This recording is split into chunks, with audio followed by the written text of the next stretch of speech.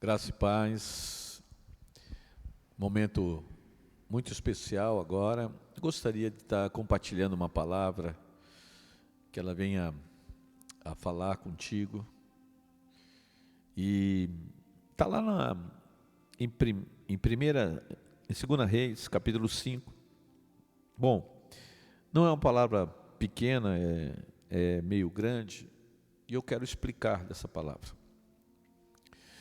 Aqui, a época de Eliseu, o profeta, um homem de Deus. E aqui fala de um personagem chamado Naamã. Naamã era um general sírio, um homem, um herói de guerra. Só que esse homem ele tinha um problema sério, estava ocorrendo na vida dele. Ele pegou lepra. E ele era um homem leproso. Ou seja, naquele tempo não havia cura para a lepra. Não havia algo para, no horizonte, ou um remédio. Não havia nada. Naamã estava condenado. Só que havia uma menina na casa de Naamã que veio lá de Israel. E ela conhecia o profeta, sabia do quanto que Deus usava o profeta Eliseu. E ela falou para a esposa de Naamã: olha, quem dera se o meu senhor Naamã fosse ver o profeta lá na minha terra, certamente ele seria curado. Essa foi uma mensagem diante de tal problema, de tal situação de condenação sobre a vida de alguém. E ela dá uma palavra. E aquela palavra, esposa de Naamã, recebeu aquela palavra falou forte com ela, ela passou para Naamã. E Naamã foi em direção a Israel a falar com o profeta Eliseu. Quando chegou lá, o profeta Eliseu nem o recebeu com pompas, nada. Mandou uma mensagem. Falou: olha, se você quer ser curado, vá ao Rio Jordão e mergulhe 7 vezes. E lá ele foi e viu que o Rio Jordão era um rio muito diferente dos rios da terra dele. Era um rio lamacento, talvez um rio que representava e tinha uma aparência, de muito barro, Então ele falou: eu vou mergulhar num rio desse? Não seria mais fácil o profeta colocasse a mão na minha cabeça e tudo seria resolvido? E ele estava querendo desistir daquela caminhada toda e mergulhar no rio. Mas naquele momento, os soldados que estavam à volta dele incentivou ele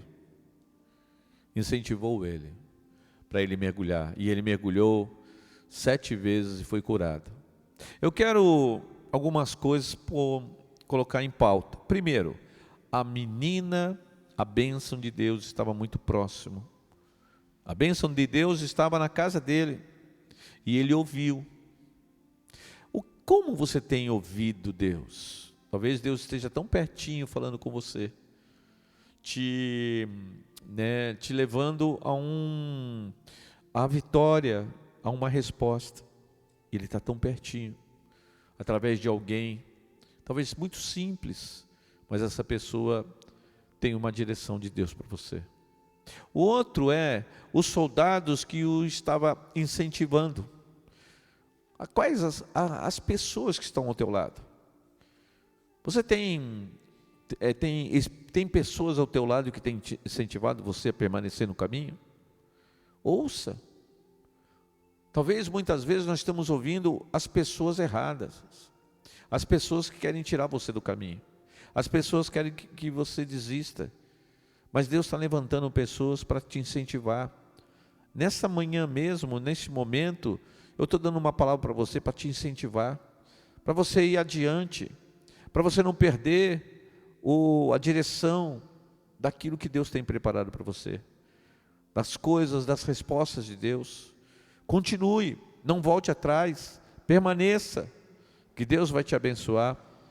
Depois de 7 mergulhos, Naamã foi curado, ele foi restaurado da sua lepra. Aquilo que era condenação, aquilo que já estava destinado para o mal, para a destruição da vida dele, houve resposta.